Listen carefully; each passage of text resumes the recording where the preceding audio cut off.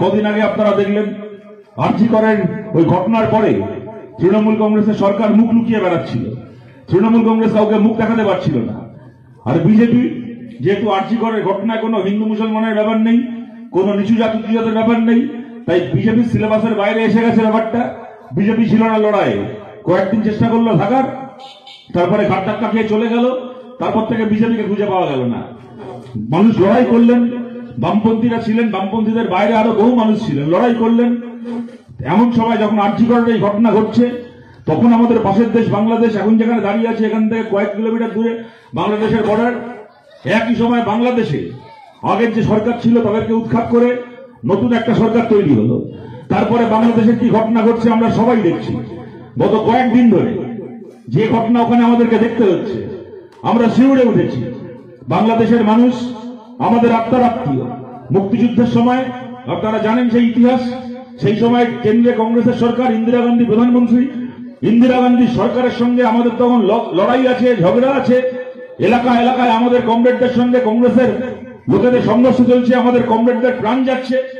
সেই অবস্থায় দাঁড়িয়েও আমরা আমাদের কমরেডদের লাশের ওপর দাঁড়িয়েও বাংলাদেশের মুক্তিযুদ্ধে ইন্দিরা গান্ধীর ভূমিকাকে সমর্থন করেছিলাম, আমরা স্বাগত জানিয়েছিলাম। বাংলাদেশের মুক্তিযুদ্ধের পাশে আমরা ছিলাম। পাকিস্তান ভেঙে যখন স্বাধীন বাংলাদেশ গঠিত হলো, আমরা সেই লড়াইকে সমর্থন করেছিলাম। এবং ওপার থেকে সেই সময়ও যত মানুষ এপারে চলে আসতে বাধ্য হয়েছিলেন, উদ্বাস্তু মানুষ, ওখানকার সংখ্যালঘু হিন্দু মানুষ, তাদের জন্য এলাকায় এলাকায় উদ্বাস্তু আন্দোলন করা, কলোনি গঠন করার কাজ বামপন্থীরা করেছিল। বামপন্থীদের নেতৃত্বে কলোনি গঠন হয়েছিল। আজকে বাংলাদেশে ভাবতে খারাপ লাগে, নতুন করে আবার সেই ছবি দেখতে হচ্ছে। কিন্তু কথাগুলো আমি এই কারণে বলছি, আপনারা চিন্তা করতে পারেন আমাদের দেশের প্রধানমন্ত্রীকে নিয়ে, সে নাকি বিরাট বীর প্রধানমন্ত্রী, সে নাকি, তাকে নাকি গোটা পৃথিবীর সবাই খুব খাতির করে, তাকে দেখলে নাকি অন্যান্য দেশের রাষ্ট্রপতি প্রধানমন্ত্রীরা চেয়ার ছেড়ে উঠে দাঁড়ায়। আর এমন একটা দেশ আমাদের দেশ ভারত, যা ছবি আমরা দেখছি ফেসবুকে, হোয়াটসঅ্যাপে, যদি সেই ছবি সত্যি হয়, হয়তো সত্যি ছবি, কেননা 3-4 দিন হয়ে গেছে, এখনো কেউ অস্বীকার করতে পারেনি, অতএব নিশ্চয়ই সেই ছবি সত্যি ছবি। দেখলে আমাদের রাগ হয়েছে, আমাদের যন্ত্রণা হয়েছে। ভারতের পতাকাকে মাটিতে ফেলে মারিয়ে চলে যাওয়া হচ্ছে বাংলাদেশে। আজকে যারা বাংলাদেশে ওখানে এই ধরনের কাজ করছে, এই ধরনের কার্যকলাপ করছে, আপনারা চিন্তা করতে পারেন একটা দেশের জাতীয় পতাকাকে মারিয়ে চলে যাওয়া হচ্ছে, আর সেই দেশের প্রধানমন্ত্রীর মুখে একটা কথা নেই। আজকে পর্যন্ত ভারতের প্রধানমন্ত্রী নরেন্দ্র মোদী লোকসভা ভোটের আগে বিজ্ঞাপন চালালো, ইউটিউব খুললে সে বিজ্ঞাপন, ফেসবুকে বিজ্ঞাপন, টিভিতে দেখাচ্ছে বিজ্ঞাপন, কি না ভারতের একটা মেয়ে নাকি ইউক্রেন আর রাশিয়ায় কোথায় পড়াশোনা করতে গেছিল, এমন সময় সেখানে যুদ্ধ লেগেছে, বলছেন বাবাকে বলছে কাঁদতে কাঁদতে, বাবা মোদিজি ওয়ার রুকওয়া দি, ওখানে ওয়ার হচ্ছিল, যুদ্ধ হচ্ছিল। মোদি নাকি ফোন করে রাশিয়ার আর ইউক্রেনের প্রেসিডেন্টকে বলেছে, এই তোমরা একটু যুদ্ধ থামাও, আমাদের কয়েকজনকে বার করে আনতে হবে। মোদির কথায় নাকি দুটো দেশের যুদ্ধ থেমে গেছে।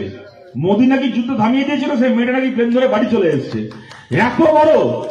এত বড় বাহাদুর, বিজ্ঞাপনে পয়সা দিয়ে বিজ্ঞাপন বানিয়েছে, মোদি ওয়ার রুকওয়াদি। আর সেই মোদি দেশের প্রধানমন্ত্রী, সেই দেশের জাতীয় পতাকাকে মারিয়ে চলে যাওয়া হচ্ছে। এখানে দেখি শুভেন্দু অধিকারী বাঁধন নাচ করে জিজ্ঞেস করছে বামপন্থীরা কি বলবে, বামপন্থীরা কি বলবে। আরে শুভেন্দু অধিকারী বলুক ভারতের সরকার কি বলবে, বিজেপি সরকার কি বলবে। বামপন্থীরা তো দেশ চালাচ্ছে না, দেশ চালাচ্ছে মোদী, অমিত শাহ। আপনারা শুনেছেন মোদীর মুখে, অমিত শাহর মুখে এই নিয়ে একটা শব্দ, একটা কথা। আমাদের বামপন্থীদের নতুন করে কি প্রমাণ করার আছে? যদি প্যালেস্তাইনে ওখানকার মানুষের উপর আক্রমণ হয় আমরা তার বিরুদ্ধে, যদি বাংলাদেশে সংখ্যালঘু হিন্দু মানুষের উপর আক্রমণ হয় আমরা তার বিরুদ্ধে, আর যদি আমাদের দেশে উত্তরপ্রদেশে সংখ্যালঘু মুসলমান মানুষকে পুড়িয়ে মারা হয় আমরা তার বিরুদ্ধে। যেখানে যেখানে সংখ্যালঘু মানুষের উপর অত্যাচার হবে, সে যে ধর্মেরই হোক না কেন, হিন্দু হন, মুসলমান হন, খ্রিস্টান হন, জৈন হন, যেখানে সংখ্যালঘু মানুষের উপর অত্যাচার হবে বামপন্থীরা সবসময় সে মানুষের পাশে থাকবে। কারোর এটা ভালো লাগলেও আমাদের কিছু করার নেই, কারো ভালো না লাগলেও আমাদের কিছু করার নেই। যুগে যুগে দেশে দেশে এই কাজ বামপন্থীরা করে এসছে। কিন্তু আজকে একটা দল সরকার চালাচ্ছে, ভারতের এত বড় অপমান হচ্ছে, ভারতকে নিয়ে এই ধরনের প্রচার চলছে, তার ওখানকার মানুষের উপর অত্যাচার হচ্ছে। আর আমাদের দেশে এইখানে যে দল অপেক্ষা করে থাকে যে আমি আমার দেশের সংখ্যালঘুদের উপর অত্যাচার করব, আর যখন পাশের দেশের সংখ্যালঘুদের উপর অত্যাচার হবে তখন সেইটার ভিডিও ব্যবহার করে আমি ভারতের ভেতর রাজনীতি করব। এই রাজনীতি যারা করে তাদেরকে চিনে নিতে হবে।